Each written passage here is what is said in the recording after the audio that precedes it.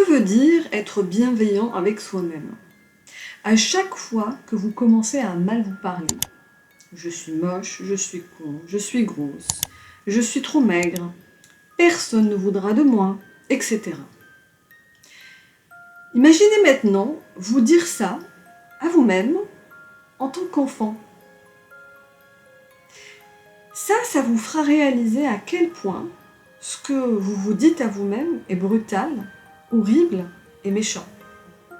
À votre avis, comment va grandir cet enfant? Que va-t-il devenir?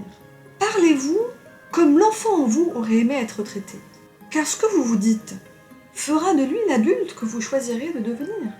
Si vous décidez que vous êtes quelqu'un de bien, que vous méritez d'être aimé, que vous êtes fort, intelligent, beau et unique, que vous le dites chaque jour, alors cela deviendra une évidence.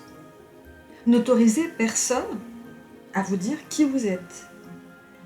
Je vais vous raconter l'histoire d'un serial killer américain qui avait kidnappé des jeunes filles, les torturé et les violé après leur mort.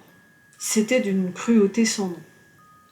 Ce criminel, évidemment, s'est retrouvé dans le couloir de la mort et le jour de son exécution, il était attaché à une chaise et les familles de ses victimes passaient les unes après les autres et l'insultaient de tous les noms. Et on pouvait remarquer sur son visage des micro-expressions qui laissaient entrevoir une certaine satisfaction du fait de subir en fait ces insultes. On voyait qu'il était limite impassible et insensible en fait à ces insultes et à la douleur de ses familles. Et puis arrive une vieille dame âgée qui s'arrête et lui prend la main.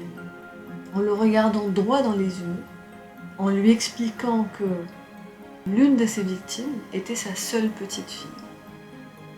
Elle continua à le regarder dans les yeux et lui a dit « Je vous pardonne et que Dieu vous pardonne ».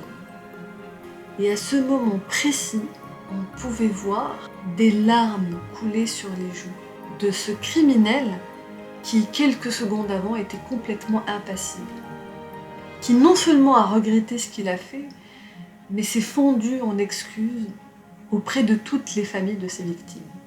Preuve que quand on traite même le pire des criminels avec de la bienveillance, eh bien il en résulte du bon.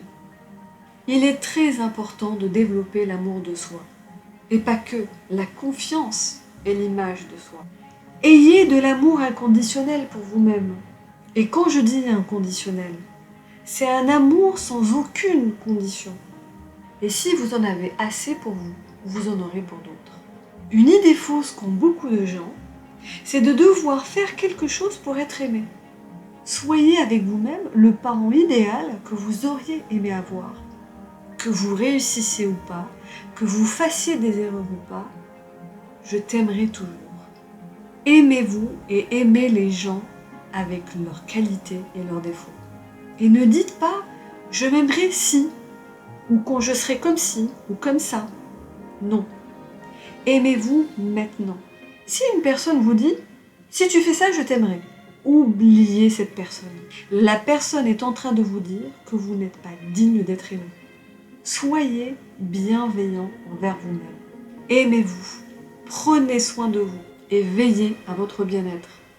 Dites-vous que vous vous aimez avec vos qualités et vos défauts, dont vos réussites et vos échecs.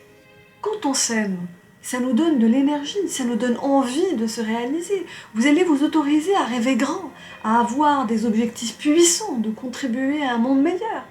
Si vous ne vous aimez pas, vous n'aurez pas de place pour réaliser de plus grandes choses.